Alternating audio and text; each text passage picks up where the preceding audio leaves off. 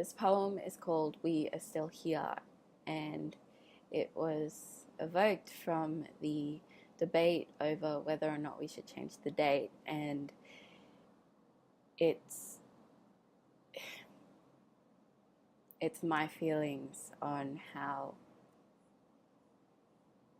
people have little to no empathy towards Indigenous people and our feelings, and it's almost as if they see us as subhuman sometimes. So this is to say we're still valid. We are still here. We are still here. We are buried underneath your houses. We are walking on the streets. We are carried through the wind, and our hands will always be marked on our rock paintings. You say that we are nothing, that we do not own this land, that it was not you who committed treason against us, so you don't owe us apologies.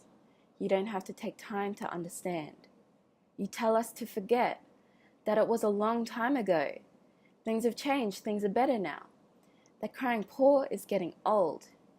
You say you're sick of hearing about it, that you're not the one to blame, that you're sick of your taxes being spent on handouts, that the past isn't the pride of your country you claim. But what you do not say is that you still benefit from the racism and genocide this nation was built on, that your great-grandparents' home is not your great-grandparents' home, it is our native people's ground, that the Indigenous people who are homeless not because we are lazy. We are homeless because our home was destroyed for a white person's cattle grazing, that we were killed in mass numbers and raped for white people's pleasure, that we could either walk on these new roads or lay alongside our land and have cement poured down our throats. If you do not recognize us, we will break through your housing foundations. We will claw at your ankles. We will rise from the ashes with the power of our ancestors' greatness. If you do not recognize us, we will not stagger passively through the streets. We will march and shake the ground. The concrete that once silenced us will break and creak. If you do not recognize us, the wind we are carried through will tear off roofs and carve a path for us and you.